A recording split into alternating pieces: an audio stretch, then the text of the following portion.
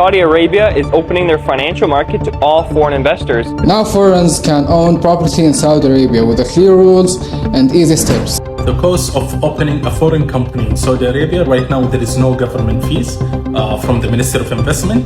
You have to sign a consent that when the new fees are coming, then you will have to pay it. In a few days, non-Saudi Muslims will be able to buy property in Mecca and Medina. ሰበር ዜና ሳውዲ አረቢያ ለውጭ ዜጎች የንብረት ባለቤትነትን መፍቀዷ እየተሰማ ይገኛል። የሳውዲ አረቢያ መንግስት ከጥር 2016 ጀምሮ የውጭ ሀገር ዜጎች በማንኛውም የሀገሪቱ ክፍል የመኖሪያ ቤቶችን፣ መሬቶችንና የእርሻ ቦታዎችን በባለቤትነት መያዝ እንዲችሉ በይፋም ፈቅዳለች። ይህ ታሪካዊ ውሳኔ የሀገሪቱ ኢኮኖሚ መዋቅር ለመቀየር የታለመው የቪዥን 2030 ወይም ደግሞ ቪዥን 2030 አካልም ነው። ዋና ዋና ነጥቦቹንም በዚህ መልኩ አቀርብላችኋለሁ።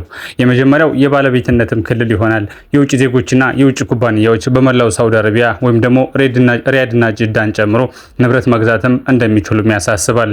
በሁለተኛ ደረጃ የንብረት አይነት የመኖሪያ ቤቶች፣ የንግድ ቦታዎች፣ የኢንዱስትሪ መሬቶችና የእርሻ ቦታዎችን ወይም ደግሞ አግሪካልቸራል ፋርምስን መግዛትንም እንደሚፈቅድ ያሳስባል። በሶስተኛ ደረጃ ልዩ ሁኔታ ወይም ደግሞ መካና መዲና፣ በመካና በመዲና ቅዱስ ስፍራዎች ንብረት መግዛት የሚችሉት ሙስሊሞች ብቻ ሲሆኑ አዲስ ህግ ግን ለእነዚህ ስፍራዎች ግልጽ የሆነ የቁጥጥር ስርዓትንም ዘርግቷል። ማንኛውም ግዢ የሚፈጸመው ሳኡዲ ፕሮፐርቲስ በተሰኘው ይፋዊ የዲጂታል ፕላትፎርም አማካኝነትን ብቻ ነው። የሐዲስ ህግ ቀደም ሲል የነበሩትን ጥብቅ ክልከላዎች በሙሉ ለሙሉ ማንሳቱንም ገልጿል። አንደኛ በሳውዲ አረቢያ የሚኖሩ የውጭ ዜጎች ወይም ደግሞ ኤክስፓትስ የራሳቸው ቤት እንዲገዙ እድልም ይሰጣል። ሁለተኛ ዓለም አቀፍ ባለሀብቶች በሳውዲ ግዙፍ ፕሮጀክት እንደ ኒዮም ያሉ ላይ በቀጥታ እንዲሳተፉም ያደርጋል። ሶስተኛ የሀገሪቱ የሪል ስቴት ገበያ በከፍተኛ ደረጃ ያነቃቃልም ተብሎ የታሰበ ነው። አዲሱ የሳውዲ ፕሮፐርቲስ ፕላትፎርም የውጭ ዜጎች በሳውዲ አረቢያ ንብረት የሚገዙበት ብቸኛውና ይፋዊ የዲጂታል መስኮትም ነው። ይህ አሰራር ከጥር 22 2016 ጀምሮ በይፋ ስራ የጀመረ ሲሆን ሂደቱንም እጅግ ዘመናዊና ግልጽም አድርጎታል። ስለ አጠቃቀሙና ስለ ግዢ ሂደቱ ዝርዝር መረጃዎችን እንደሚከተለው ማቀርብላችኋለሁ።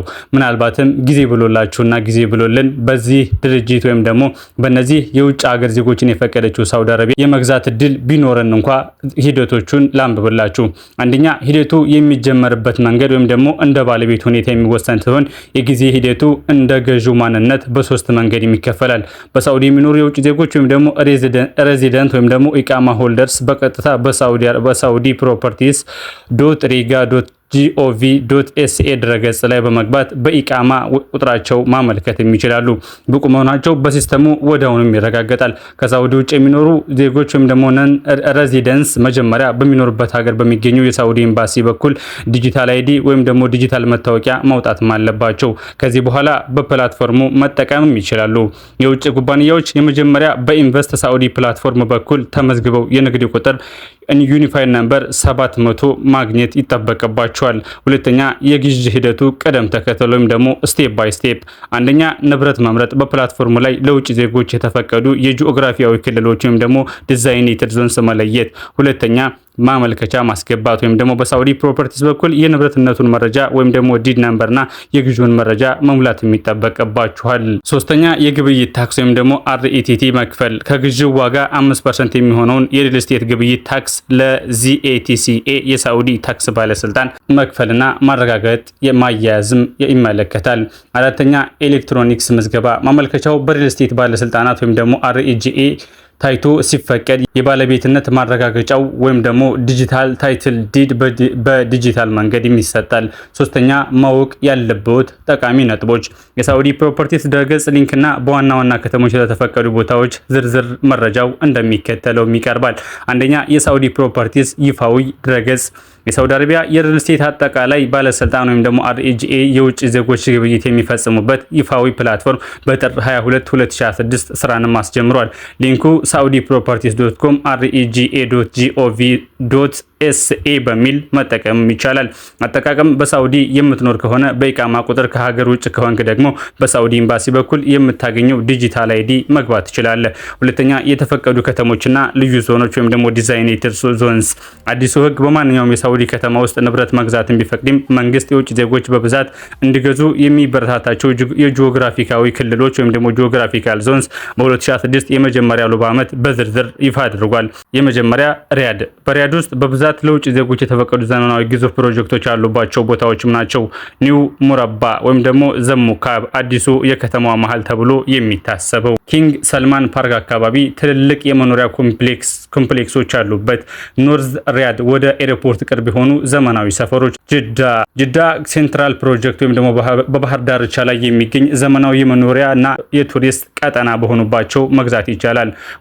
በመቀጠል ኡቡር አልሸማሊያ ለቪላዎችና ለመዝናኛ ቤቶች ተመራጭ የሆነ ሰሜናዊ ጅዳ፣ መካና መዲና። እነዚህ ከተሞች ለየት ያለ መመሪያም አላቸው። ንብረት መግዛት የሚችሉት ሙስሊሞች ብቻ ሲሆኑ የግዢው ሂደትም በልዩ ቁጥጥር ወይም ደግሞ ስፔሲፊክ ሬጉሌሽን ፍሬምወርክ የሚሰራ ነው። ሶስተኛ ተጨማሪ ወጪዎችና ታክስ። ንብረት ሲገዙ ከዋጋው በተጨማሪ የሚከተሉትን ክፍያዎች ግምት ውስጥ ማስገባት ይኖርብዎታል።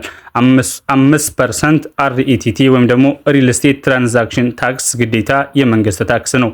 እስከ 5% ተጨማሪ ክፍያ የባለቤትነት ዝውውርና የአስተዳደር ክፍያ ለአንዳንድ የውጭ ዜጎች ምድር ሊታሰብም ይችላል። ቃሚ ማሳሰቢያ፣ ንብረት ከመግዛታችሁ በፊት በሳውዲ ፕሮፐርቲስ ፕላትፎርም ላይ ያለውን ኢንተራክቲቭ ማፕ ወይም ደግሞ ካርታ በመመልከት የምትገዙትን ቦታ ለውጭ ዜጎች መፈቀዱን ማረጋገጥ ትችላላችሁ።